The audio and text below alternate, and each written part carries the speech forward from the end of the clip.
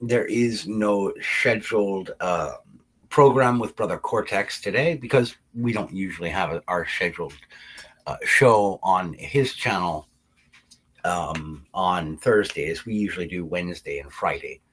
Um, Unfortunately, we were not on yesterday, but I did utilize the time to prepare for having my appearance as a guest on The Gray Matters, which is also a fine program and channel here on Rumble. I recognize that I'm also broadcasting at this time to my YouTube channel, and that the folks at Google/YouTube/Alphabet/ whoever the hell owns them these days isn't happy to have Rumble mentioned. But since I am utilizing the Rumble Studio application in order to stream, I frankly don't care if they don't like it or not. I enjoy being on both platforms, and I say both because I used to primarily be a BitChute first video uploader when it came to presenting any of my audiobook presentations of my older written genre fiction material. But I have had nothing but problems trying to upload to my BitChute channel for about a month and a half now. And it's getting to the point where, as much as I have enjoyed being on BitChute for the last 4 years, they are not reliable anymore. They're simply not reliable on the back end from the technological angle. If I can't upload my material reliably to the site, there's no reason for me to continue being there and or promoting BitChute as an alternative to YouTube.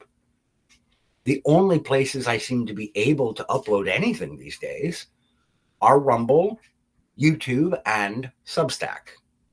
Now, Substack is primarily what I want to talk about this morning.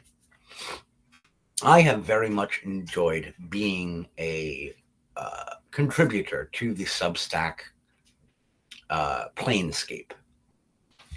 As a platform ostensibly and primarily established to allow writers, independent journalists, small press and medium press authors to come on and share their works in progress, or maybe some short stories, workshop with each other, critique and give reviews to one another's material, and kind of knit together as a community of weavers of fiction.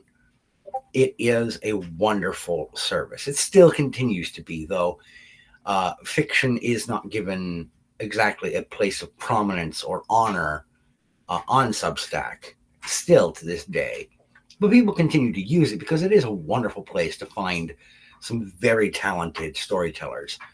A.C. Cargill, Jonathan Delp of Stomp Rome's, the brothers Crin, which is a pair of brothers who are, I would say, among the finest modern day mythologists and historians of folklore that we have available on the amateur level, or even at the semi-professional level online. I really enjoy diving into their essays, talking about various character archetypes and literature, the story structure that is both classical and or modern, kind of breaking down and analyzing how we have shifted and evolved to tell stories from back in the day to nowadays.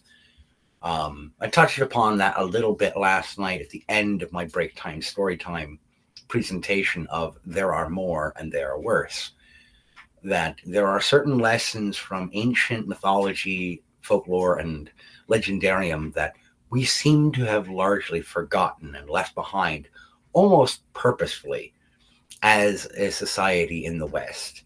We seem to have abandoned those hard-fought lessons. But now is not the time for me to go on and on about that. What I am seeing a lot of on Substack has largely been on Substack Notes. There are effectively 4 primary elements to Substack and its current operation nowadays. There are Substack posts, which is everyone who has a stack on the service. They have their own space to create and post predominantly text-based kind of blog posts or chapters or scribblings, whatever you want to call them. And that is primarily what I utilize. Right now, I'm only doing once per week. I am participating in the Warrior Wednesdays posts, which is primarily centered around fantasy fiction of the epic sword and sorcery sort. Each day of the week, amongst the fiction writing community on Substack, I love this. We've been doing this for about a year. Each day of the week has its own kind of genre theme. There's Macabre Mondays, which is primarily for horror and thrillers, hence macabre. That kind of goes hand in hand. Tuesdays are kind of reserved for thrillers and for throwbacks, although you would think that would be more for Tuesdays.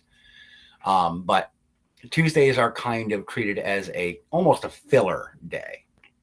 Wednesdays, Warrior Wednesdays, is epic sword and sorcery style fantasy. It's what it's mostly reserved for. I have been participating in that for about a year. I started with one of my older Templarian tales, and now I'm currently in the process of chapter by chapter posting and presenting one of my very older Templarian tales, the second story from the Fifth Age of Templaria, which I wrote back in 2009, A Hunter and His Prey. The tale of Portenda the Quiet, a Simpa bounty hunter, or Weirlion bounty hunter. Thursday is Thirsty Thursdays. It's romance and some borderline erotica, depending on which contributor is writing and posting and sharing on that day. Some folks, they kind of toe the line of what I would consider decency for a broad audience, but this is one of the things that I love about the written form of art, the written narrative term, is that there's not quite so much of a clamp down in terms of what you can or cannot or should not necessarily read. Some of the material does border right on the line of pornographic, and I wouldn't recommend it. Thankfully, they don't include pictures, though that is an option on Substack, is that when you're posting, you can include pictures in the middle of your post. So some people do illustrations, and they're wonderful as supplemental material. Then for Friday is Sci Friday, primarily focused on science fiction, and it is wonderful. I've participated in that a couple times. Saturday is another fantasy day, Swords and Saturdays. Again, I've been part of that in the past. It's a lovely catch-up for fantasy. But Swords and Saturdays is also more for the cloak and dagger kind of political intrigue style of fantasy. While there is obviously the allowance for swords and sorcery, because there's not a whole lot of strictures for participating in these themed days, there does tend to be more of a bent in that direction. And Sunday is typically reserved for Sunday Fun Day. Jokes, gags, personal gaffes, and stories about our own lives, our day-to-day, kind of more amusing anecdotes from the various contributors to the Substack space. So posts is one of the primary facets of Substack. The second facet that has been out for about a year and a half is Substack Notes, which is Substack's kind of attempt at a social media networking within the confines of a community that would gather around a service such as Substack. There have been hits and misses. There have been benefits and costs. Notes has been I'd say, on balance, 55-45. Been 55% beneficial, 45% detrimental to the overall experience of being on Substack. primarily because Notes was their attempt to get more people involved and interested in Substack, but it drew in exactly the sort of folks who are low or minimal effort individuals who are there to lurk, occasionally throw in a snarky comment or response to somebody's well thought out and crafted material, and generally to inflame tensions amongst the various members of the Substack creator community. I hate that term, but it's there. And my apologies for doing that. So there is kind of a cost benefit analysis to weigh when one indulges in Notes. Notes is a great way to share your material, your posts amongst the other users of Substack, be they primarily readers, primarily contributors, or a mix of both, as I tend to be. I enjoy reading a lot of material on Substack, especially from my fellow indie genre authors, Joel and Hildebrandt, Jonathan Delp, Brothers Kryn, who I already mentioned a couple of those folks, Joseph Weiss, Morgoth, who is not a genre fiction author. He's an essayist and a socio-political commentator and observer. I can't believe it. I'm forgetting his name. This is embarrassing. Germanicus, Michael Marpong. That's his name. Michaela Marpong. There are just the man behind the screen, who does another essayist who does some fantastic observational work and also indulges in Warrior Wednesday and in Swords and Saturday. He's mostly a fantasy fellow. The Black Knight, who obviously does a lot of fantasy, as one might be able to pick up from his username. These are all highly talented people, and I appreciate their work. I have unfortunately not been good to my word about diving more into their material and providing reviews and recommendations for their material. I really should get back on path to keeping my promise in that regard. Because I have done review videos for other well-known, well-established authors, and even some lesser-known ones like B.R. Yeager. I did a review of his Negative Space just last week. Not a great read. Not going to recommend it unless you are new to the cosmic horror / weird horror genre of fiction. But these are folks who have contracts with larger publishing houses. They're doing just fine. They don't need the coverage so much as independent storytellers or indie authors and genre storytellers who they're not maybe business savvy and haven't gotten themselves in with one of the big houses, myself included. But that's not what I promised. I promised to cover them, to promote their works. I do enough of my own sharing my material. That's not the promise that has been broken or not adhered to on my part. And that is on me. I have to take responsibility for that. So my apologies, especially to Jonathan Delp, who I started reading his Stomp Roams short stories. Really charming. I've read a couple of the shorts that he's done thus far. Really is fascinating, kind of world-building fantasy lore that he's working up. And I want to do a more thorough, not analysis, but a breakdown, review, and recommendation of his material. And if you go to Substack, you can find him under the user tag @StompRoams. Jonathan Delp. I recommend his material. But yeah, sorry, I'm all over the place, being a little scatterbrained. Sorry.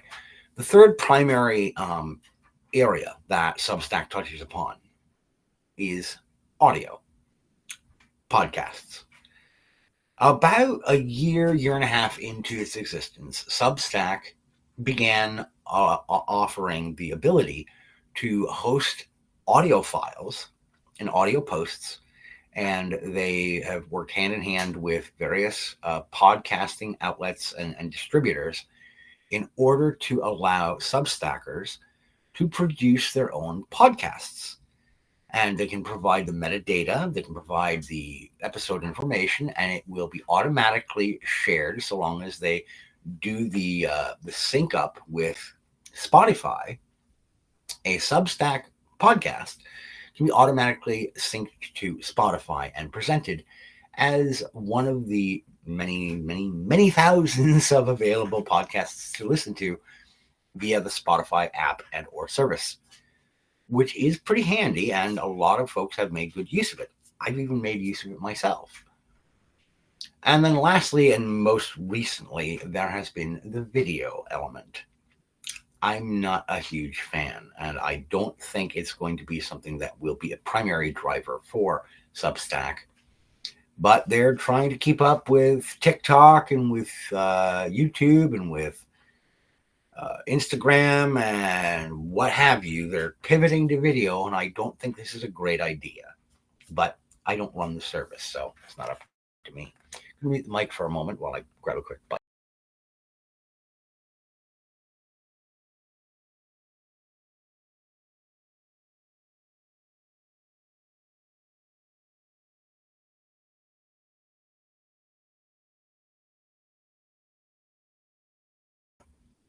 And yes, I am aware that it is 10:40 Central Standard Time where I'm at in Minnesota. Why the hell am I eating ramen? Well, I've been up since 5:30 this morning, so it's lunchtime for my ass, and I haven't eaten anything else all morning. So those are the primary ways in which Substack tends to garner its audience and how it operates. Now, Substack has recently kind of added a different layer to the video component, and that they now host the ability to live stream video to Substack. And as one might expect, they are rolling this ability out initially only to the top 10% of paid subscription earners on Substack. So something that YouTube, for God's sakes, as many problems as there are with YouTube, they allow anybody with a Google account and a webcam or a smartphone to live stream video from their laptop or from their phone whenever they'd like, to whomever. You can be the most insignificant bug splat on the planet, like myself, and you can be on YouTube streaming. Substack doesn't want to let you do that unless you're earning them a good chunk of change. Now, I would normally be a little bit more salty about that, but I understand that they have to weigh their costs. YouTube being owned by Google, owned by Alphabet, they have an ungodly amount of money and can afford to subsidize allowing anybody to hop on and stream. Financially, that makes sense. Substack, much smaller outfit. As an organization, as a company, they don't have the ability to soak up the cost. The money's just not there for them. They need to be able to recoup the use of server space and data connectivity. So I understand that they don't want to just open the floodgates and let everybody on Substack be able to live stream.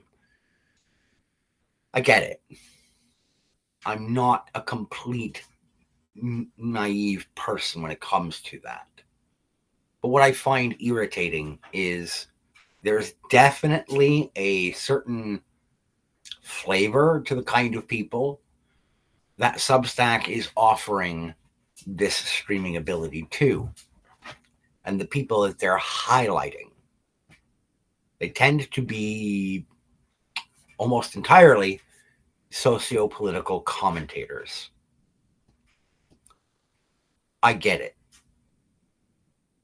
Politics is huge right now, especially in an election year. It's what draws eyeballs. But I really hope that Substack is aware that after the election season is over, all of the hype, all of the additional attention that is being drawn into their service because of the election season, a ton of that attention is going to drop away. And those of us who are just either independent journalists or small press and independent storytellers, we're still going to be on Substack. We've been there all along.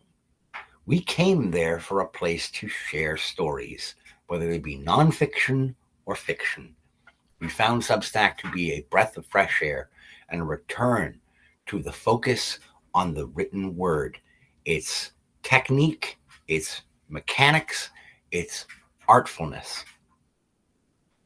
We are still going to be there. Question I have for Substack, for Hamish McKenzie, for Chris Best, and everyone else who is at the top echelon controlling and operating Substack. Are you going to remember that we're still there? Are you going to notice that we're still there? Do we matter to you at all? Now, to be fair, some of us are not exactly great contributors. There's people like Walter Raines comes to mind, who are just complete agitprop agitators. They don't write anything worthwhile. Their posts tend to be complete word salad. They have no concept of proper grammar, proper mechanics, proper punctuation. They can't tell a story that will engage people to save their lives. But they get a lot of views. They get a lot of paid subscribers. Why? Because they pander to one specific niche outfit of people who are looking to clap their hands like circus seals and be fed sociopolitical glop. While those of us who are trying to either report on real news events that are not getting enough coverage that they genuinely deserve, like independent journalists, like Glenn Greenwald had been a big draw to Substack when he first left The Intercept. When he left that behind, the first place he landed was not Rumble. No offense, Rumble, but you were not the first place he went to. He went to Substack. And then when he saw a way to better monetize and financialize the whole setup for himself, then he went to Rumble. He left Substack behind. The first place he went was Substack. Matt Taibbi, when he pulled out of the mainstream press, where did he go? He went to Substack. Konstantin Kitson, another socio-political commentator. He operates off, he became big because of trigonometry on YouTube. But when it came time for him to operate his own text-based space, where did he go? He went to Substack. There's a pattern here for me. These are big names, and I'm glad that they utilize Substack and bring attention and bring users and bring much-deserved funding and operational expense availability to Substack. But it's tiresome to have these folks show up and suck up all the oxygen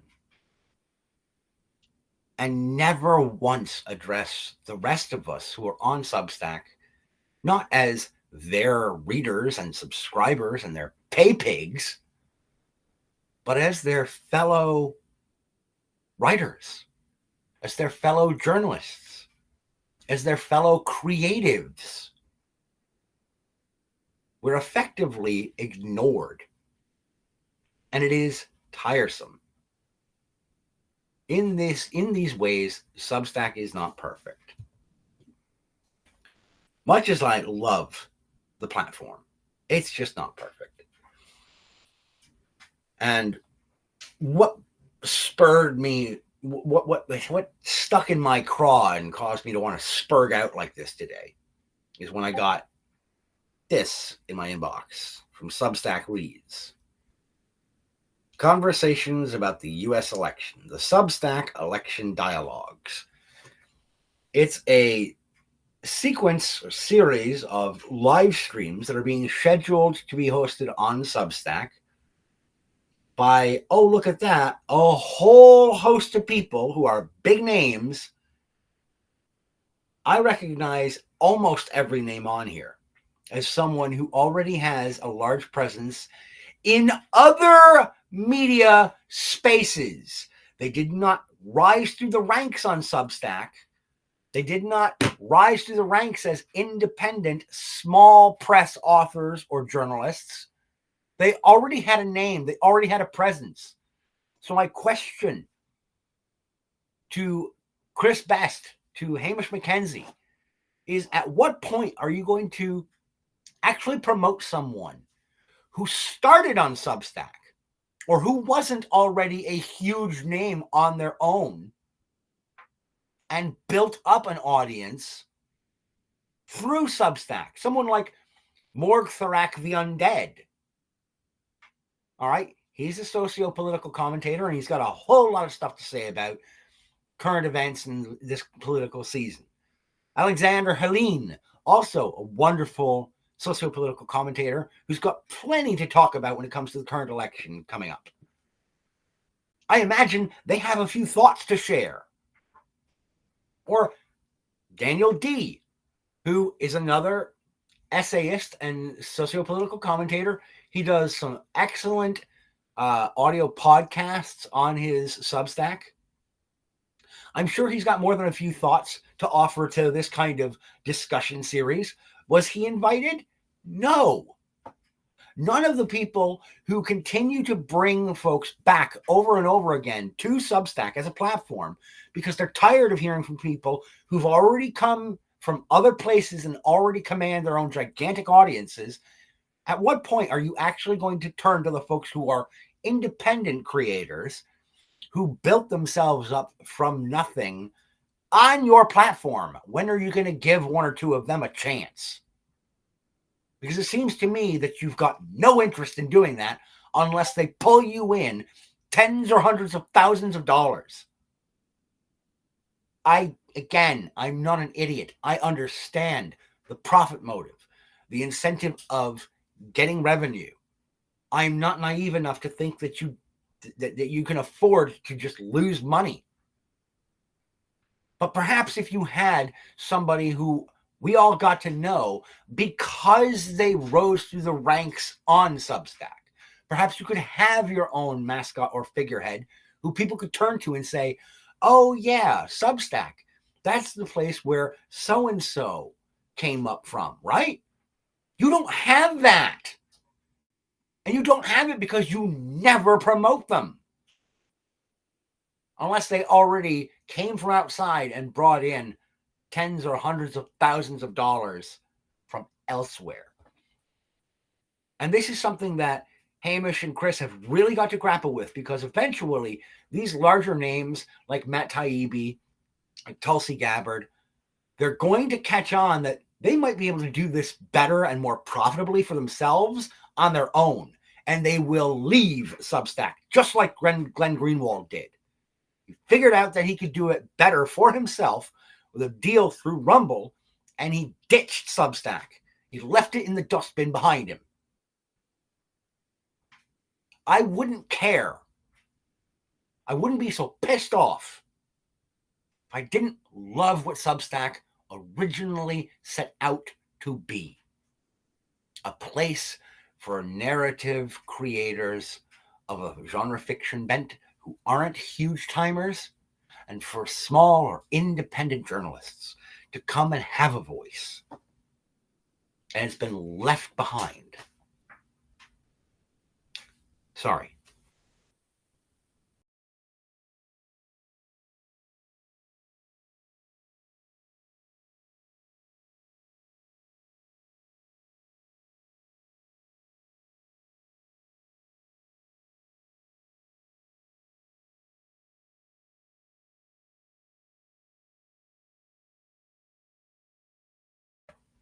It's just very frustrating. Because again, I look at this list of people that they have for this event. On October 11th, Bill Bishop and Chris Johnson.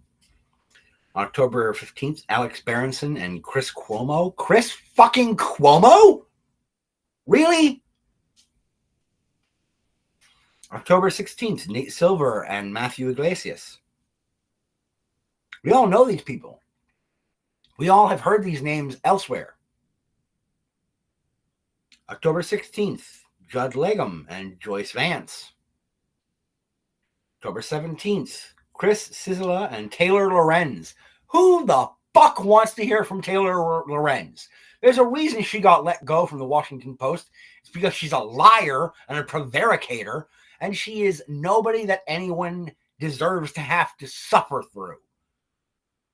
Now, this is something that I want to clarify as well. A lot of folks who I actually enjoy and respect on YouTube and Rumble, folks like Neon and Geeky Sparkles at Clownfish TV and Nerdrotic and The Critical Drinker, and a lot of these bigger name content creators have been talking about how, well, Taylor Lorenz, Tay-Tay, now she has to start her own Substack because she got let go from the Washington Post.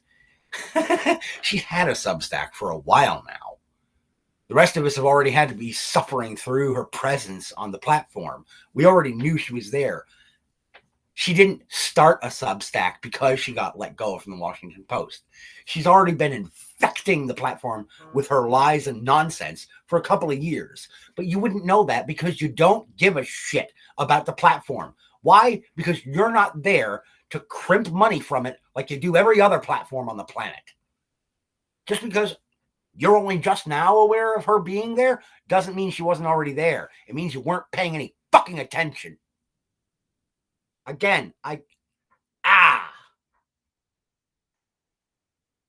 being aware of these things and having nobody listen to you about it is infuriating.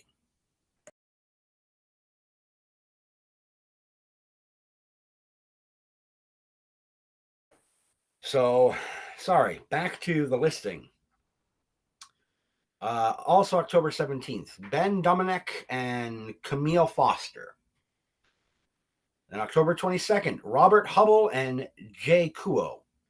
October 23rd, this is probably the only one that I would be interested in actually tuning in and watching / listening to. Tulsi Gabbard and Jessica Reed Krause. That one might be interesting. Then October 23rd, Mehdi Hassan and Steve Schmidt. October 24th, Matt Taibbi and Marianne Williamson. Okay, I'll actually probably just listen to / watch that one because I like them both. Marianne Williamson is a kook, don't get me wrong, but I believe she's a well-meaning kook. I don't think the woman has an actual hateful bone in her body. She's too woo-woo for that, which is in its own weird way why I kind of adore her. I could never vote for her, ever. Not on God's green earth. But I think she deserves to be part of the conversation because she is genuinely a loving person. And then Michael Moynihan and Josh Zepps. And they've got more folks that are going to be announced on a schedule later on. But yeah. So, I don't know. Irritating. Anyway, I think that is going to about do it for me for this impromptu Storyteller's Corner stream here on Rumble and YouTube.